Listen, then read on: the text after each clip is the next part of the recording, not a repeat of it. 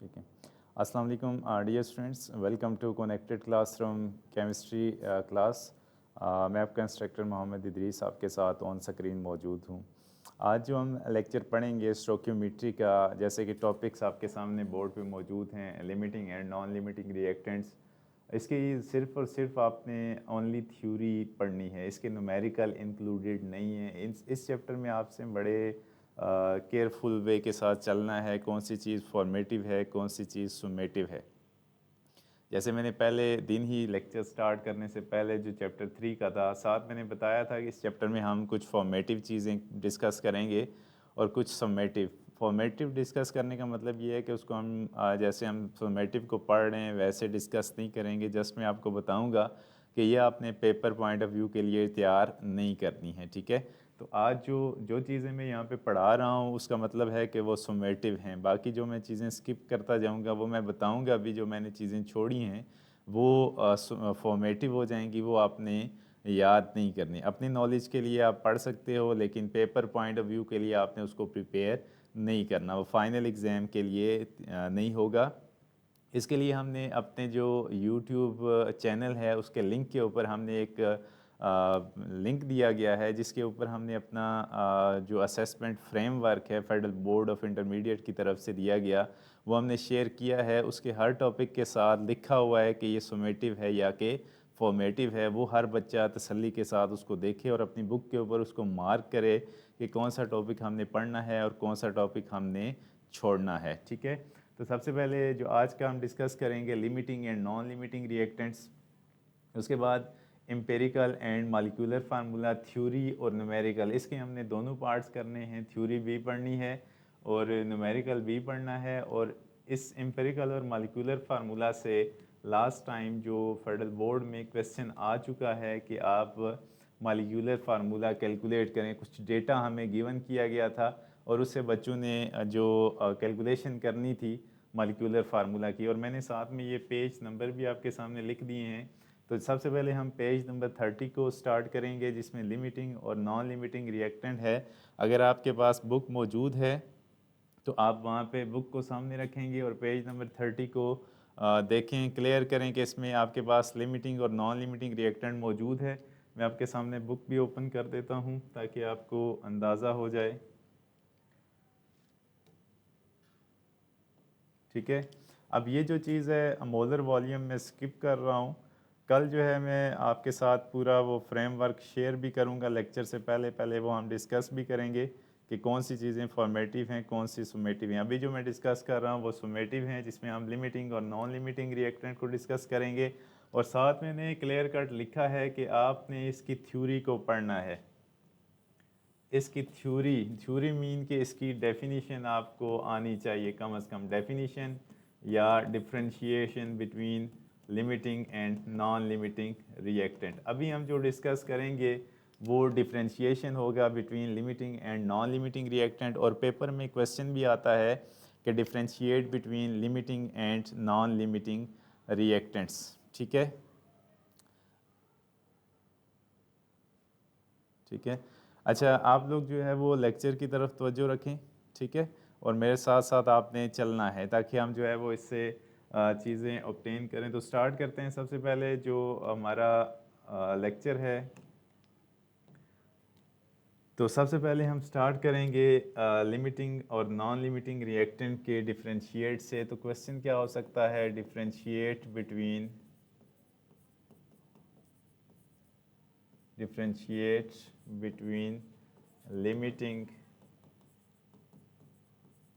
Limiting and non limiting reactant.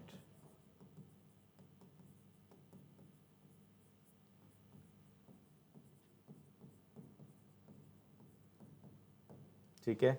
अब सबसे पहले रिएक्टेंट्स क्या होते हैं। जैसे कि मैं एक इक्वेशन लिख रहा हूँ कि लेट्स से कि a plus B gives us c। वो चीज़ें जो आपस में रिएक्ट करती हैं उसको हम क्या लिखते हैं, रिएक्टेंट्स, ठीक है। और जो एज अ रिएक्टेंट के रिएक्शन की हमें ऑब्टेन होती हैं उसको हम क्या कहते हैं, प्रोडक्ट्स। इसमें रिएक्टेंट्स कौन से हैं, ए और बी रिएक्टेंट्स हैं और सी क्या हो जाएगा यहाँ पे, प्रोडक्ट हो जाएगा। अब हमने न्यूमेरिकली हम ये डिफ्रेंशिएट भी कर सकते हैं कि जो लिमिटिंग रिएक्टेंट कौन सा होता है और नॉन लिमिटिंग रिएक्टेंट कौन सा होता है, इसमें ए लिमिटिंग होगा या बी लिमिटिंग होगा, कौन सा लिमिटिंग होता है, कैसे हम इसको डिफ़ाइन करते हैं। तो सबसे पहले हम इसको डिफ्रेंशिएट कर लेते हैं, differentiating between limiting and non limiting reactant. ठीक है, तो ऊपर आपने अगर साथ साथ नोट कर रहे हैं तो साथ आप इस साइड पे लिखेंगे लिमिटिंग रिएक्टेंट,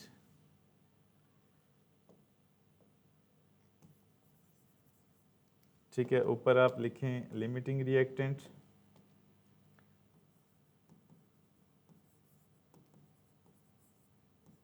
लिमिटिंग रिएक्टेंट, और दूसरी साइड पे आपने क्या लिखना है, non limiting reactant.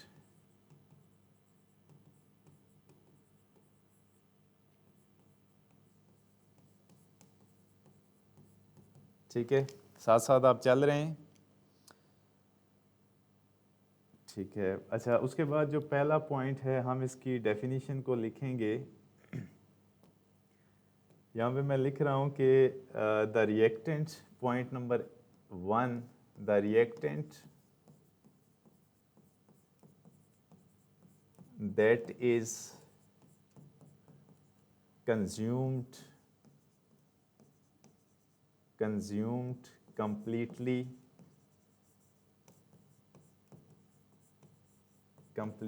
in a chemical reaction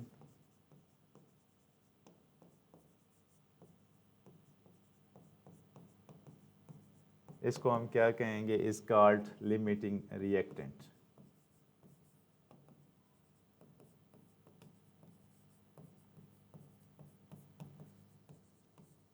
ठीक है, उसके बाद जो नॉन लिमिटिंग रिएक्टेंट है इसके लिए क्या होगा, the reactant that is left behind during chemical reaction। ठीक है, during chemical reaction इसको हम क्या कहेंगे, इट इज कॉल्ड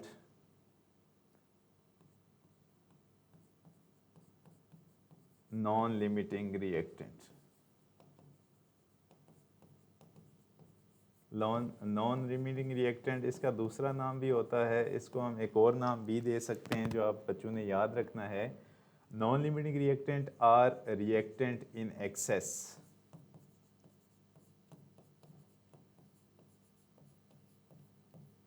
ठीक है, तो ये एक पहली डेफिनेशन हो जाती है। उसके बाद हम दूसरा पॉइंट लिखते हैं ज़रा लिमिटिंग और नॉन लिमिटिंग का।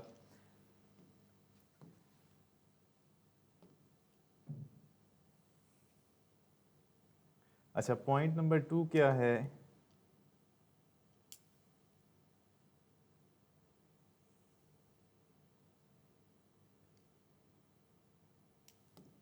अच्छा पॉइंट नंबर 2 की तरफ हम जाते हैं।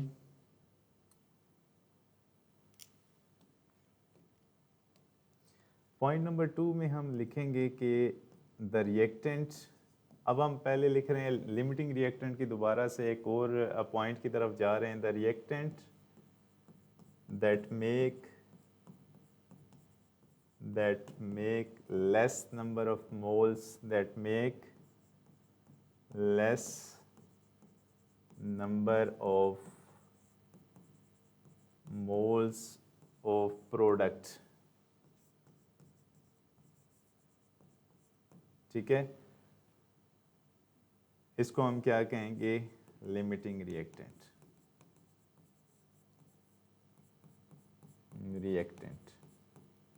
ठीक है, इसके बाद यहाँ पे क्या होगा, the reactant that make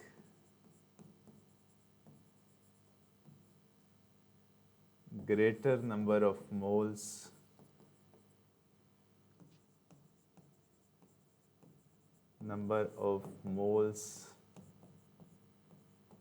of product। इसके लिए हम क्या लिखेंगे, रिएक्टेंट इन एक्सेस। ठीक है। तो ये 2 पॉइंट आपने इस हवाले से डिस्कस करने हैं। अगर हम इसकी एग्जांपल देखते हैं तो एग्जांपल आपकी बुक के ऊपर मौजूद है, उसको देख के हम फिर इसकी एग्जांपल को ऐड करते हैं, फिर आगे बढ़ेंगे। तो यहाँ पे कुछ थ्योरी के हवाले से जो चीज़ दी गई है, सबसे पहले हमने जो अभी डिस्कस किया है कि a limiting reactant is the reactant that is completely consumed in a chemical reaction. A limiting reactant can also be defined the reactant that produces the lowest mole of the product in the reaction. The reactant in excess. Reactant in excess का क्या मतलब होगा कि जो हमने non limiting reactant की बात की है, लेफ्ट अनयूटिलाइज्ड अनरिएक्टेड, इसके लिए हमने क्या लिखा था, लेफ्ट बिहाइंड। ठीक है, कुछ बाकी बच जाता है, उसको हम क्या कहते हैं, it is also referred as non limiting are reactant in excess. तो ये पहला जो था वो डेफिनीशन या डिफ्रेंशिएशन का पैराग्राफ हो जाता है, जिसको हमने टेबल की फॉर्म में लिखा। उसके बाद identification of limiting and non limiting reactant in a reaction. तो सबसे पहले हमारे पास जो एक चीज़ लिखी गई है कि a limiting reaction can be recognize by the calculating the number of moles of product from data of given amount of reactant. क्योंकि हमारे पास यहाँ पे 2 ही पॉइंट्स बन रहे हैं, तीसरा पॉइंट जब हम जाएंगे तो न्यूमेरिकल डेटा के हवाले से चला जाएगा। न्यूमेरिकल डेटा जो है आपके जो चैप्टर है उसमें फाइनल एग्जाम में इंक्लूडेड नहीं है, तो आप इसको नोट कर लें, फिर हम नेक्स्ट टॉपिक की तरफ जाएंगे। आपने अगर इसको नोट करना है या स्क्रीनशॉट लेना है तो आप इसको नोट कर लें, फिर हम आगे चाहते हैं एम्पिरिकल और मॉलिक्यूलर फार्मूला की तरफ। ठीक है,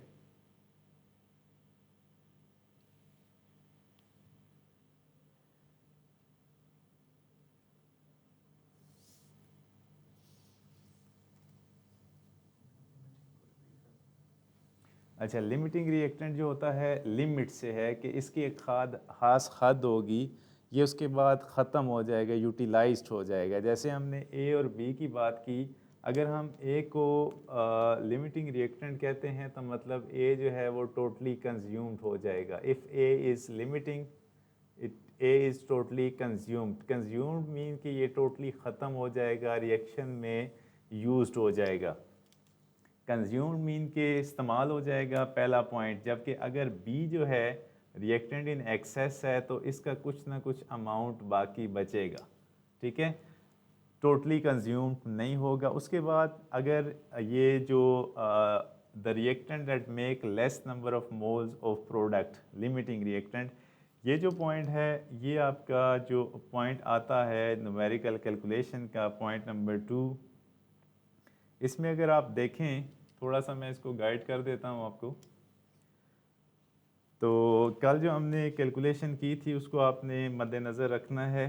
तो सबसे पहले ये कह रहा है कि एक इक्वेशन है 2H2 प्लस O2, इसको आपने गौर से देखना है, गिव्स अस 2H2O।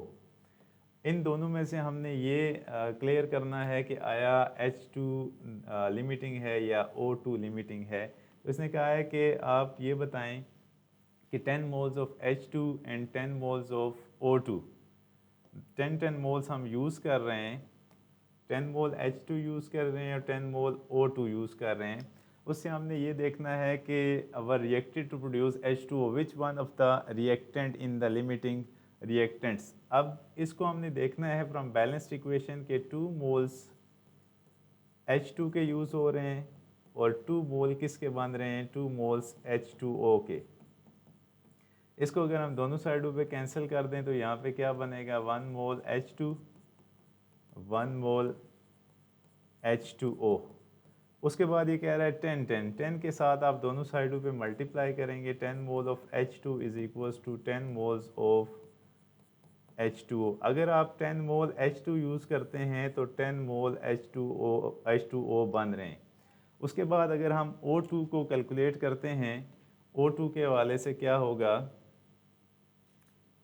O2 को अगर हम कैलकुलेट करते हैं तो मैं आपको यहाँ पे कैलकुलेट करके दे रहा हूँ कि 1 mole of O2 is equals to 2 mole of H2O। ठीक है, अब ये क्या होगा कि दोनों साइडों पे आपने मल्टीप्लाई करना है कि 10 mole of O2 is equals to 2 multiply by 10 mole of H2O। तो 2 मल्टीप्लाई बाई 10 कितना हो जाएगा 20 मोल्स ऑफ H2O। अब आपने देखना है कि 10 मोल अगर आप O2 यूज़ कर रहे हो तो 20 मोल H2O बन रहा है, तो किसके मोल्स कम से कम हैं? हाइड्रोजन के केस में जो मोल्स बन रहे हैं वो 10 हैं। 10 मोल H2 यूज़ कर रहे हो तो 10 मोल H2O बन रहा है।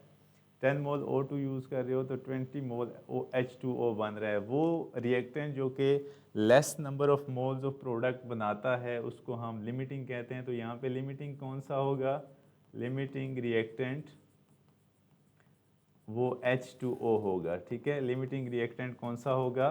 H2, जो कि 10 मोल्स H2O बना रहा है, जबकि हम अगर इससे देखते हैं कि 10 मोल O2, ठीक है, तो यहाँ पे जो एक्सेस में जाएगा वो O2 चला जाएगा। ये आपको बात क्लियर हो गई है या इसको रिपीट करना पड़ेगा?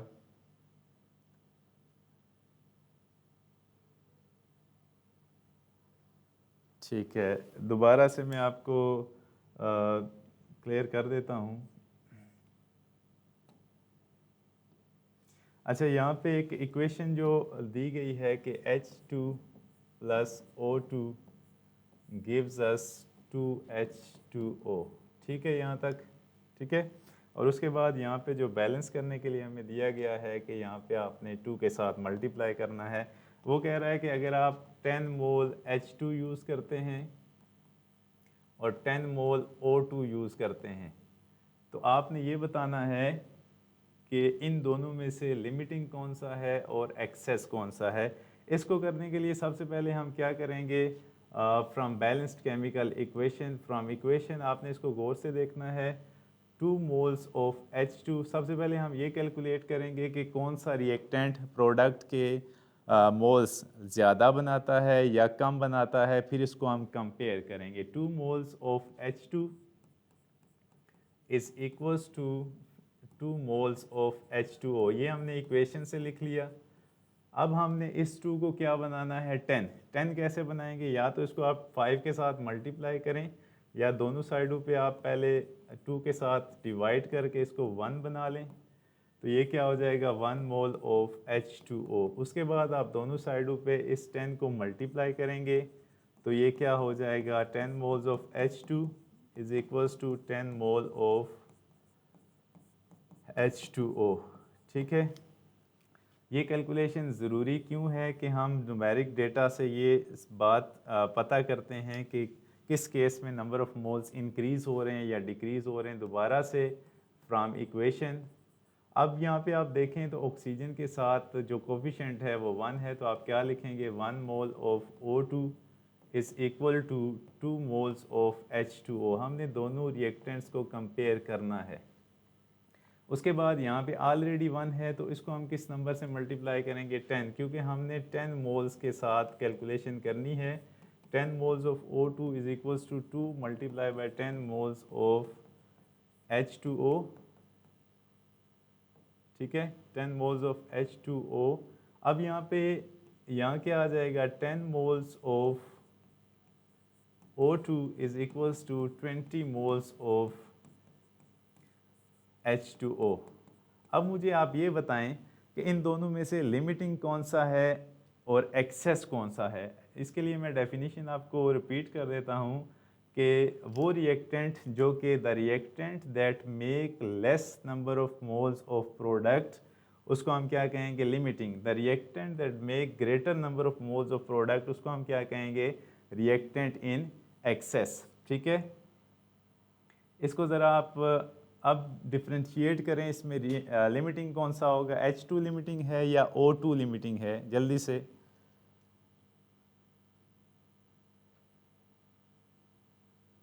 यस, अब महानूर का आंसर है कि ये जो H2 है वो लिमिटिंग है। बिल्कुल, H2 इज़ लिमिटिंग रिएक्टेंट। ठीक है, अब आपको डेफिनेशन से क्लियर हो जाएगा कि H2 जो है वो क्या हो जाएगा? Limiting reactant. क्यों? क्योंकि इन जो प्रोडक्ट के मोल हैं इस केस में 20 बन रहे हैं, इस केस में 10 बन रहे हैं, तो दोनों को जो less number of moles of product बनाता है वो लिमिटिंग हो जाएगा, जो ग्रेटर नंबर ऑफ मोल्स बनाएगा वो क्या हो जाएगा? O2 is reactant in access, reactant in access, या फिर क्या हो जाएगा नॉन लिमिटिंग रिएक्टेंट। ये पॉइंट आपने गेन कर लिया है, ठीक है। अच्छा, ये जो फालतू बातें हैं प्लीज़ इसको अवॉइड करें, ताकि बार बार एक क्वेश्चन आप रिपीट ना करें, क्लास को क्लास रहने दें, और जो आपका क्वेश्चन होता है उसके मुताबिक आप अपना आंसर अचीव करें, ठीक है।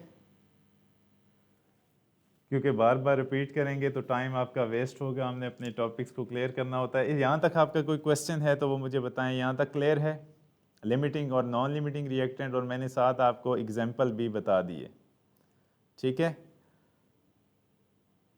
ये डेली लाइफ से भी हो सकता है कि आप वाटर मॉलिक्यूल को प्रिपेयर कर रहे हैं, लैब में कर रहे हैं, इंडस्ट्रियल लेवल पे कर रहे हैं, ठीक है, उसमें हाइड्रोजन और ऑक्सीजन मिक्स हो रही है। जैसे हम एक और एग्जांपल भी बता सकते हैं, इंडस्ट्रियल लेवल के ऊपर जो अमोनिया है वो आपस में कैसे प्रिपेयर होती है, N2 और H2 को मिक्स करते हैं, इसमें भी हम ये बता सकते हैं। पहले तो इसको हम बैलेंस करेंगे, बैलेंस करने के लिए आपको क्या करना पड़ेगा, यहाँ पे 2 के साथ मल्टीप्लाई करना पड़ेगा और 3 के साथ। मैं कहता हूँ 10 मोल ये यूज़ हो रहा है, 10 मोल ये यूज़ हो रहा है। आप इसमें लिमिटिंग और नॉन लिमिटिंग बता सकते हैं, ठीक है। लेकिन न्यूमेरिक डेटा जो मज़ीद कैलकुलेशन है वो आपके पेपर में नहीं आएगी न्यूमेरिक लिमिटिंग और नॉन लिमिटिंग के हवाले से। ये मैंने आपको एग्जाम्पल के तौर पे ये समझा दी है, ठीक है। आगे चलें।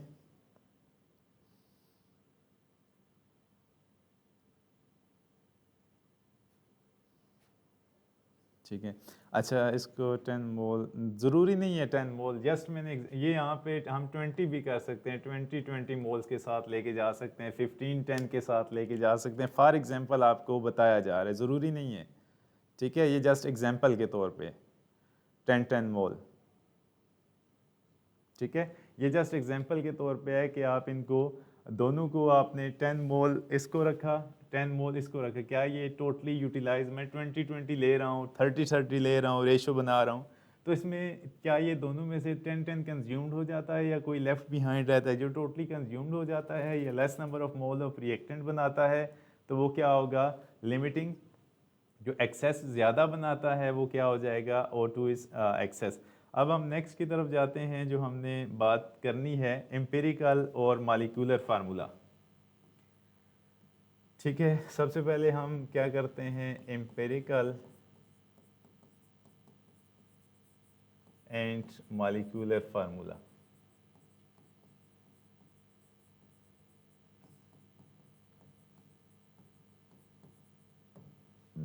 ये किसी हद तक आपने 9th में भी पढ़ा था, इसको हम ज़रा लिख लेते हैं कि एम्पिरिकल फार्मूला क्या होता है और जो मॉलिक्यूलर फार्मूला है उसको हम कैसे डिफ़ाइन करेंगे।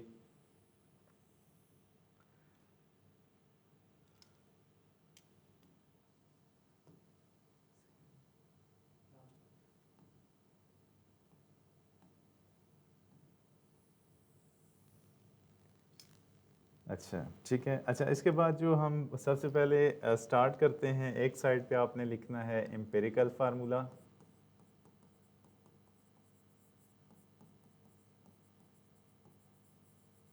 और दूसरी साइड पे आप क्या लिखेंगे, मॉलिक्यूलर फार्मूला।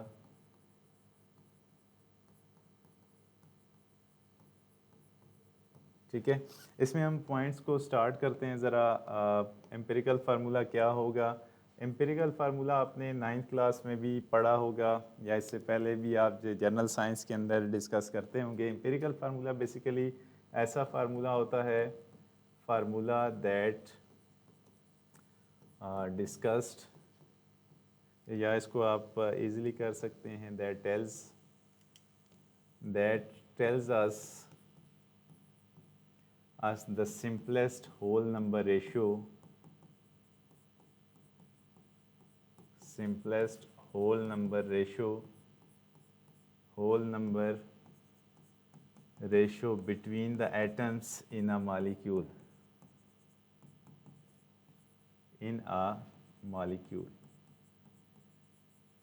ठीक है। अच्छा, अब अगर हम मॉलिक्यूलर फार्मूला की बात करें तो मॉलिक्यूलर फार्मूला क्या होता है? ऐसा formula that tells us, formula that tells us the actual whole number ratio, actual whole number ratio between the atoms in a molecule। ठीक है, ये डेफिनेशन आपको अंडरस्टैंड हो गई है? बिल्कुल ठीक है, आपने नाइट्रोजन के हवाले से कैलकुलेशन कर ली है। गुड। जस्ट मैंने आपको एक असाइनमेंट के तौर पे दिया था, वो आपने करना है। उसके बाद ये डेफिनेशन एम्पिरिकल फार्मूला और मॉलिक्यूलर फार्मूला, इन दोनों में जो डिफरेंशिएट मैंने बाय डेफिनेशन किया है, ये आपको अंडरस्टैंडिंग है इसकी। उसके बाद हम इसकी एक एग्जांपल को डिस्कस कर लेते हैं, फिर आगे फर्दर मूव करते हैं। अच्छा, इसका जो पर्पज़ है कि हम जो simplest whole number ratio find out करते हैं एम्पिरिक्स, जिससे हम किस तरफ जाने की कोशिश करते हैं कि जो मॉलिक्यूल है उसमें एटम आपस में कितना सिंपलेस्ट रेशो के साथ आपस में जुड़े होते हैं। ठीक है, उनमें सिंपलेस्ट रेशो क्या हो सकती है, कैलकुलेशन बेस्ड क्या हो सकती है, इन दोनों से हम किसी भी चीज़ के जो एम्पिरिक्स होते हैं उससे हम मॉलिक्यूलर स्ट्रक्चर को ऑब्टेन करने की कोशिश कर सकते हैं। अगर हमें कुछ एम्पिरिकल फार्मूला पता हो, जैसे कि अभी हम एक न्यूमेरिकल कैलकुलेट करेंगे, उसमें हमें परसेंटेज दी जाती है। परसेंटेज से हम क्या करते हैं, मोलर रेशो या मोल्स की तरफ जाने की कोशिश करते हैं। फिर उन मोल्स से हम एम्पिरिक्स में जाते हैं। एम्पिरिक्स मीन के एम्पिरिकल फार्मूला बनाने की कोशिश करते हैं।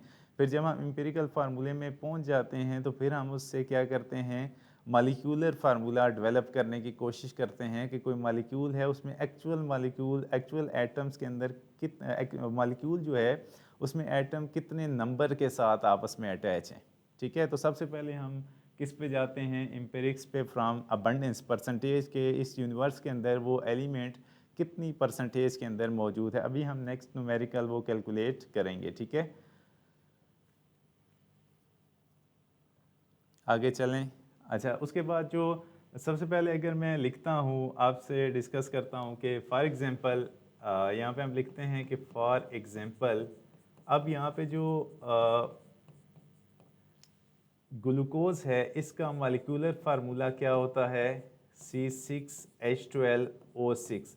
ये ओरिजिनल मॉलिक्यूल है ग्लूकोज का, जिसमें आप देखते हैं कि जो रेशो बन रही है, रेशो मीन के कार्बन, हाइड्रोजन और ऑक्सीजन के दरमियान जो रेशो है 6:12:6, ये एग्जैक्ट रेशो है जिसमें अगर हम ग्लूकोज का मॉलिक्यूल ड्रा करते हैं तो उसमें 6 कार्बन से कम हम नहीं यूज़ कर सकते, हाइड्रोजन 12 होने चाहिए और ऑक्सीजन 6 होने चाहिए। अगर हम इसका एम्पिरिकल फार्मूला ड्रा करते हैं इसी ग्लूकोज का, तो ग्लूकोज का एम्पिरिकल फार्मूला क्या होता है, इसको आपने इसके ऊपर हम टेबल लेके जाते हैं जो तीनों नंबर्स के ऊपर जा सकते हैं। अगर मैं यहाँ पे लिखूँ ग्लूकोज का एम्पिरिकल फार्मूला, अगर आपके पेपर में आ जाता है भाई what is the empirical formula of glucose, तो आप कैसे फाइंड आउट करेंगे, इन तीनों नंबर्स के ऊपर, जैसे मैंने लिखा 6:12:6, इसके ऊपर आप क्या लेके जाएंगे, टेबल लेके जाएंगे।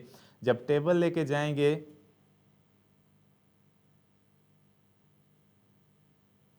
अच्छा, but some time if there not to describing points. हाँ जी, हाँ जी, ठीक है। अच्छा, इसमें मैंने कुछ जो है वो एग्जांपल्स, बाज़ औक़ात हमारे पास ऐसा पॉइंट नहीं होता तो आप ज़रूरी नहीं है 3 पॉइंट्स हम लिखते हैं डिफरेंशिएट के, लेकिन हमारे पास जो है कुछ मैंने एक डेफिनेशन लिखी है, आप नीचे एग्जांपल लिख सकते हैं। जैसे मैंने पीछे जो है वो बताया है आपको, आपकी बुक के ऊपर 2 पॉइंट्स मौजूद हैं। तीसरा जो हमने डिस्कस किया था वो एक एग्जांपल के हवाले से हमने ये डिस्कस किया कि आपके पास ये एग्जांपल हो जाती है तो आप इसको पॉइंट नंबर 3 बना सकते हो। ठीक है, यहाँ पे क्लियर है, आपके रूब्रिक्स कंप्लीट हो जाते हैं यहाँ पे। ठीक है, तो बाज़ औक़ात हमारे पास पॉइंट्स नहीं होते तो हम उसमें एग्जांपल्स को ऐड करके 3 पॉइंट्स कंप्लीट कर लेते हैं। ठीक है, तो आपने उस हवाले से अपने रूब्रिक्स को कंप्लीट करना है। क्लियर है ये पॉइंट? अच्छा, उसके बाद आगे हम चलते हैं, जो हम कर रहे थे मॉलिक्यूलर और एम्पिरिकल फार्मूला। अब मैंने जैसे एक पॉइंट लिखा है, पॉइंट नंबर 2 हम एक एग्जांपल का कर देते हैं और दूसरा जो है यहाँ पे एक एग्जांपल आ गई पॉइंट नंबर 2 में। इसमें जो हम लिख रहे थे कि C6H12O6, यहाँ पे जो रेशो है एक्चुअल होल नंबर रेशियो वो 6, 12 और 6 है।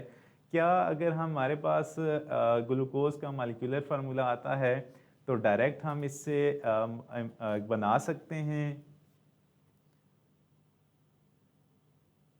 आप मुझे ये बताएंगे कि हम इसे बना सकते हैं? तो यस, मैं यहाँ पे अगर लिखता हूँ CH2O, तो ये क्या है? Empirical formula of glucose. Glucose का एम्पिरिकल फार्मूला क्या होता है? CH2O। ठीक है, ये बात क्लियर है। इसमें अगर हम रेशो देखें C/H/O, इसमें क्या पॉइंट होगा कि कार्बन की रेशो 1 है, हाइड्रोजन की रेशो 2 है, ऑक्सीजन की रेशो 1 है। तो जैसे हमने ऊपर बताया कि जो एम्पिरिकल फार्मूला होता है वो सिंपलेस्ट होल नंबर रेशियो को एक्सप्लेन करता है, और जो मॉलिक्यूलर फार्मूला होता है वो एक्चुअल होल नंबर रेशियो को, कि मॉलिक्यूल के अंदर जो एटम्स हैं वो किस रेशो से मिले हुए हैं आपस में। रेशो मीन के कितने एटम दूसरे एटम के साथ अटैच हैं। ठीक है, तो ये पॉइंट आपको अंडरस्टैंड हो गया होगा। एक पॉइंट हम लिखते हैं, यहाँ पे मैं एक पॉइंट और लिख रहा हूँ कि आगे चल रहे हैं यहाँ साथ। ठीक है, एक एग्जांपल मैं आपके साथ डिस्कस करता हूँ, आपने मुझे बतानी है कि वो कैसे होगी। फॉर एग्जांपल इसी के साथ हम एक और एग्जांपल लिख लेते हैं बी में।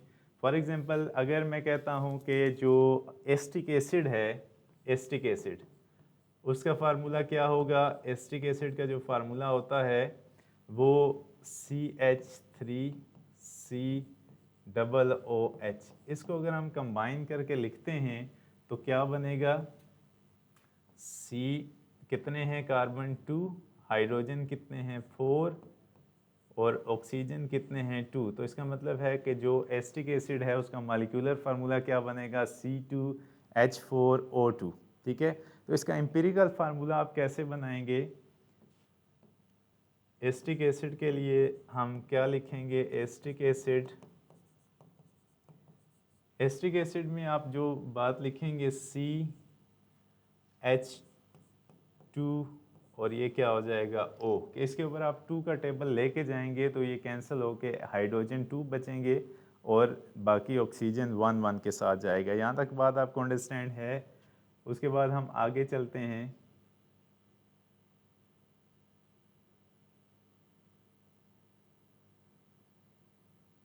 पॉइंट नंबर 3 है, एक मैं यहाँ पे पॉइंट लिख रहा हूँ,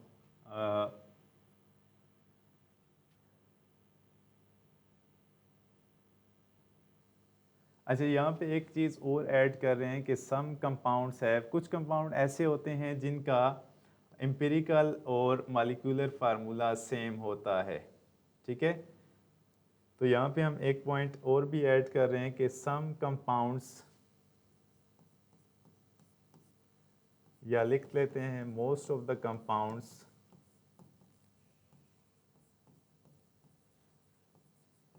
कंपाउंड्स हैव सेम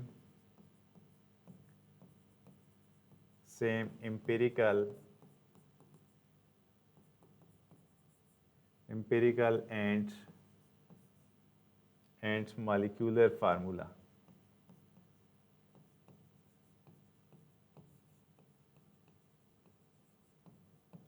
ये दोनों केसेस में क्या पॉइंट आएगा? सेम आएगा। इसके लिए हम क्या लिखेंगे कि कुछ मैं एग्जांपल आपको देता हूँ कि एक सेम कैसे हो सकता है। क्या आपके माइंड में आ रहा है कि कोई ऐसे कंपाउंड्स भी हैं जिनका एम्पिरिकल और मॉलिक्यूलर फार्मूला सेम आएगा? Third point, empirical formula can be reduce to simplest possible integers, molecular formula can be multiple of empirical. Yes, हम इसमें फार्मूला लिखेंगे। ठीक है नाजिफा, इसमें एक फार्मूला भी हम डिस्कस करेंगे। पहले मुझे यस ये एक मेरे पास आंसर आया है H2O, इसको भी हम डिस्कस करेंगे कि एक एग्जांपल इसमें क्या आ जाएगी? H2O। दूसरी एग्जांपल क्या हो जाएगी? For example CO2। तीसरी एग्जांपल हम अगर लिखते हैं तो NH3। ये कुछ मैंने एग्जांपल लिखी हैं कि जिसमें क्या होगा कि H2O, CO2 और NH3, इसको अगर आप रेशो देखें तो इसमें रेशो क्या है 2:1, इसमें रेशो क्या है 1:2, इसमें रेशो क्या है 1:3। अगर आपका क्वेश्चन आ जाता है कि most of the compound have same molecular and empirical formula, तो इसमें आप क्या लिखेंगे कि these compounds have already simplest ratio between the atom in a molecule. ये इतने सिंपलेस्ट रेशो के साथ होते हैं कि इसको हम फर्दर डिवाइड नहीं कर सकते, तो ये कंपाउंड्स का एम्पिरिकल और मॉलिक्यूलर फार्मूला सेम रहता है। यस, CH4B हो सकता है। ये मैं कुछ एग्जांपल आपको दे रहा हूँ। CH4B ऐड कर देते हैं तो ये क्या हो जाएगा 1:4 हो जाएगा। एक पॉइंट हम और कर लेते हैं, ठीक है। जो आपकी बुक के ऊपर एक फार्मूला लिखा गया है, ठीक है। Point number 4, it can be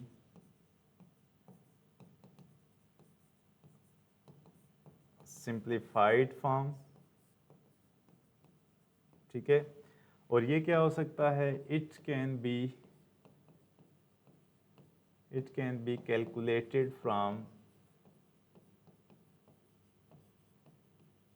from empirical formula.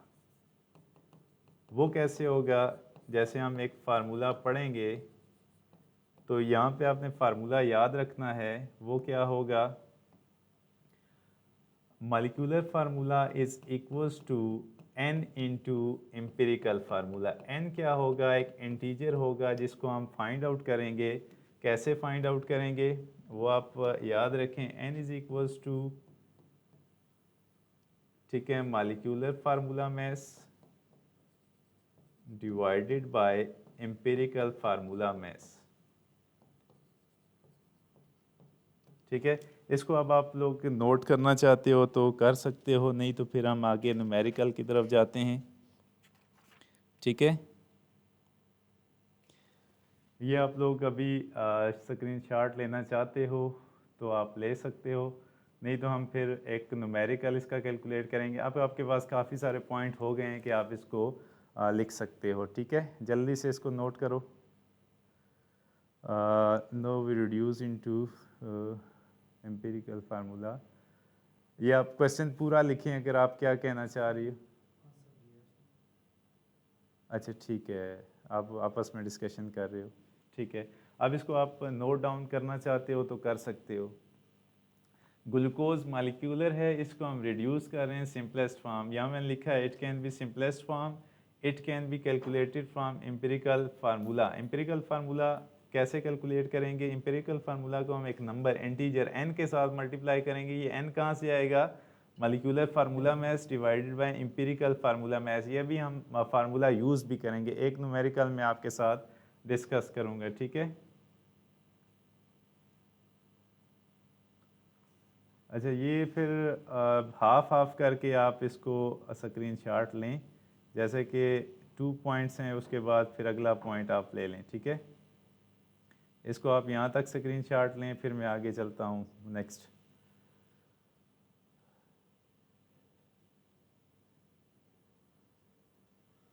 आखिरी पॉइंट, ठीक है। आप जो तीसरे से ऑनवर्ड है वो आप इसको, ये 3 और 4 इसको आप नोट डाउन कर लें, ठीक है। अच्छा, ये जो क्लासें हैं ये अप्रैल से स्टार्ट हैं और ये आपकी जनवरी फरवरी सेशन के एंड तक चलेंगी एज़ इट इज़, ठीक है।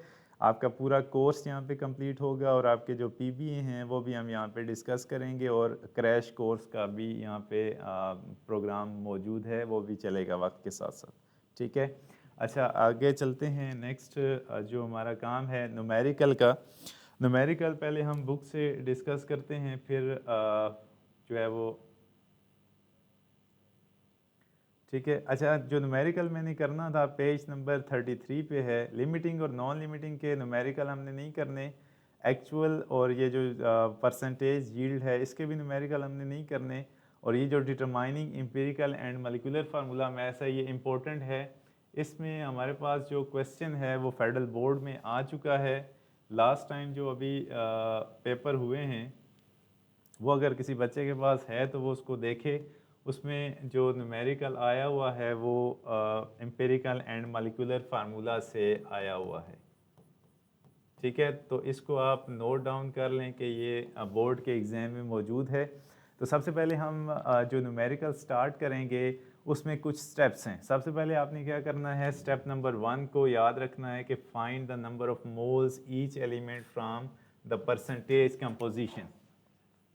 जो हमें परसेंटेज दी जाएगी, जैसे कि आपको न्यूमेरिकल के अंदर परसेंटेज दी जा रही है, इसको आपने कन्वर्ट करना है मोल्स के अंदर। मोल्स के अंदर कैसे कन्वर्ट होगा, उसकी परसेंटेज को, जैसे कार्बन है, मोल्स ऑफ कार्बन आपने फाइंड आउट करना है, मोल्स ऑफ सी, तो percentage of carbon divided by molar mass of carbon. ठीक है, तो उसके आप मोलर, फॉर एग्जांपल कार्बन की परसेंटेज 40 है, इस एक कार्बन का जो मोलर मैस है वो 12 है, तो आप इसको 12 के साथ डिवाइड कर देंगे तो ये मोल्स आ जाएंगे। उसके बाद स्टेप नंबर 2 है divide each element molar amount by smallest are molar amount to get the simplest whole number ratio. फिर जो हमारे पास रेशो बनेगी उसमें कुछ पॉइंट्स भी आएंगी, वो होल नंबर नहीं होगी, उसको हमने किसी ऐसे नंबर से डिवाइड करना है, सबसे जो स्मॉलेस्ट नंबर होगा उसके साथ हम इसको डिवाइड करके सिंपलेस्ट होल नंबर रेशो बनाने की कोशिश करेंगे। ठीक है, उसके बाद जो पॉइंट नंबर 3 है, right the empirical formula using the simplest ratio as a substance. जब हमारे पास सिंपलेस्ट रेशो आ जाती है तो फिर स्टेप नंबर 3 हमारे पास आ जाएगा कि हम उससे क्या कर लेंगे कि आप सिंपलेस्ट होल एम्पिरिकल फार्मूला बनाएंगे। यहाँ से क्वेश्चन ये भी हो सकता है कि write down the step to find out empirical formula. तो ये क्वेश्चन भी नोट कर लें कि ये पेपर में ऐसे भी आ सकता है कि आप स्टेप बताएं जिससे आप एम्पिरिकल फार्मूला को कैलकुलेट कर सकते हैं। ठीक है, उसके बाद स्टेप नंबर 1 है मॉलिक्यूलर फार्मूला के लिए। जब आप एम्पिरिकल फार्मूला पे चले जाते हैं तो पहले उसका आप मोलर मैस कैलकुलेट करेंगे स्टेप नंबर 1 में। स्टेप नंबर 2 में आप क्या करेंगे, एन को फाइंड आउट करेंगे। अब लास्ट पे आपने मॉलिक्यूलर फार्मूला का फार्मूला यूज़ करना है, जैसे molecular formula is equals to N into empirical formula. जब एन आ जाता है तो इसका मतलब है कि आप उसको एम्पेरिकल फार्मूला के साथ मल्टीप्लाई करेंगे तो लास्ट पे मॉलिक्यूलर फार्मूला आ जाएगा। यहाँ तक आपका कोई क्वेश्चन है? नहीं तो हम इसको एक कैलकुलेट करेंगे आज की एग्जांपल को जल्दी से।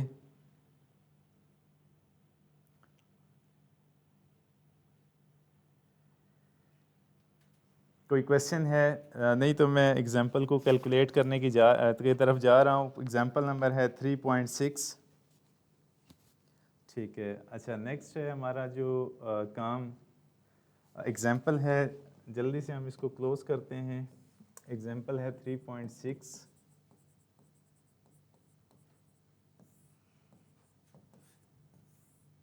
ठीक है, अच्छा इसमें हमें जो गिवन किया गया है,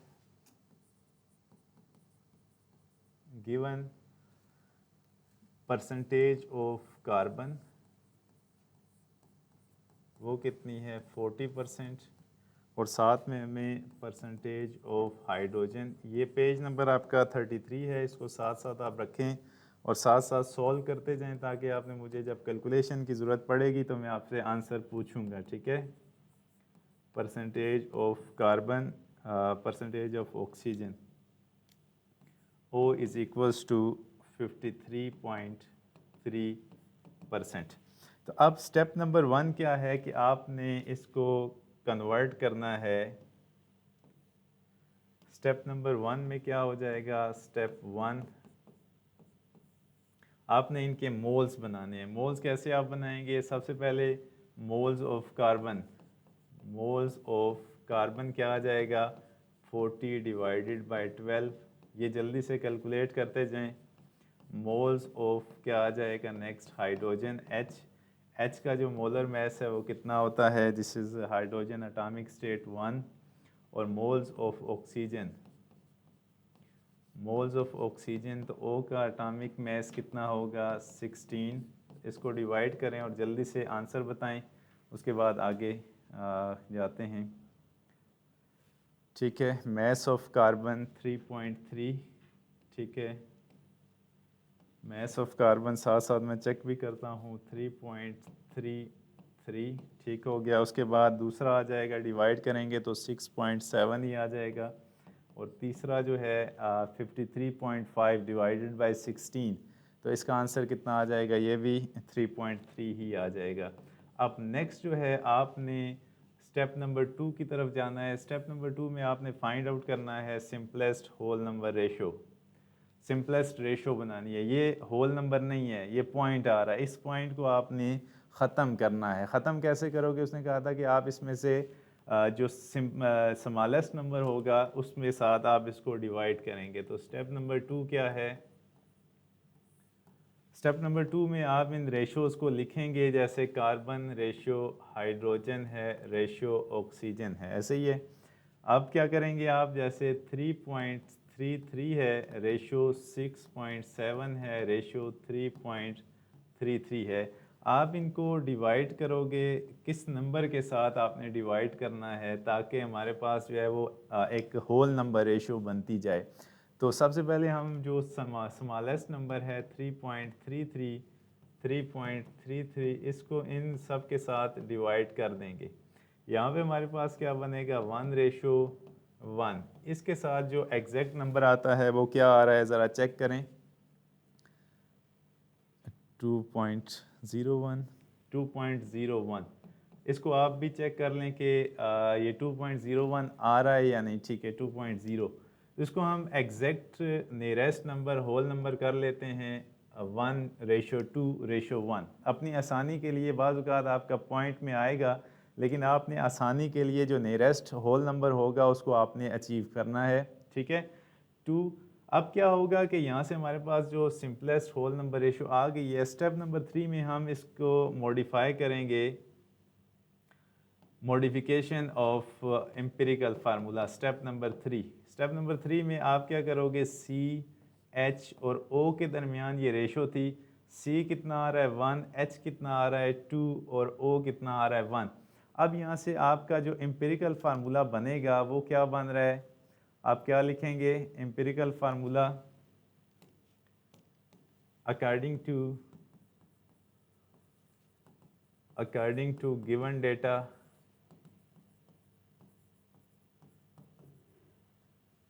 एम्पिरिकल फार्मूला जो हमने कैलकुलेट किया है वो क्या है, empirical formula is equals to CH2O। ठीक है, अब हमने क्या करना है, एम्पिरिकल फार्मूला मैस कैलकुलेट करना है। ठीक है, अब आप कैलकुलेट करेंगे एम्पिरिकल फार्मूला मैस। अब जो स्टेप नंबर 1 आ गया, किस चीज़ का, दोबारा से मॉलिक्यूलर फार्मूला कैलकुलेशन का स्टेप नंबर 1 है।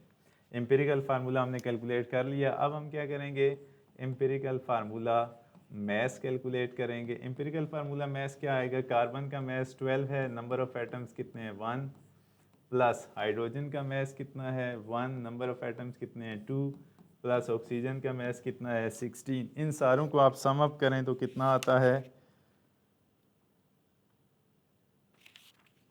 30। ठीक है, 30 ग्राम्स पर मोल। ठीक है, अब हमने n कैलकुलेट करना है। n कैसे कैलकुलेट करोगे, स्टेप नंबर 2 में, स्टेप 2 n कैसे आ जाएगा, मॉलिक्यूलर फार्मूला, इसको मैं पूरा लिख रहा हूँ, मॉलिक्यूलर फार्मूला मैस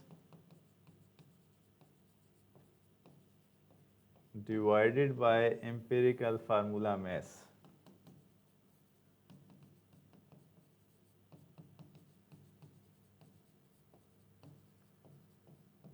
ठीक है, n कितना है हमारे पास, कैसे आएगा, अब आप क्या लिखेंगे कि जो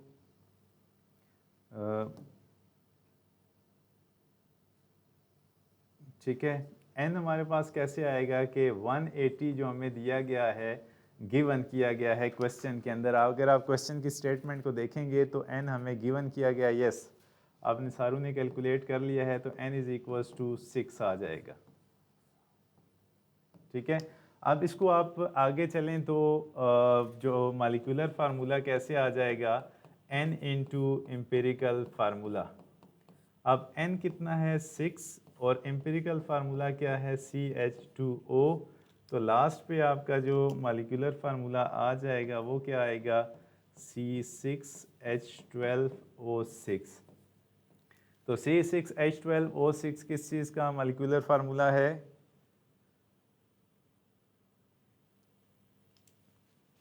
ग्लूकोज का।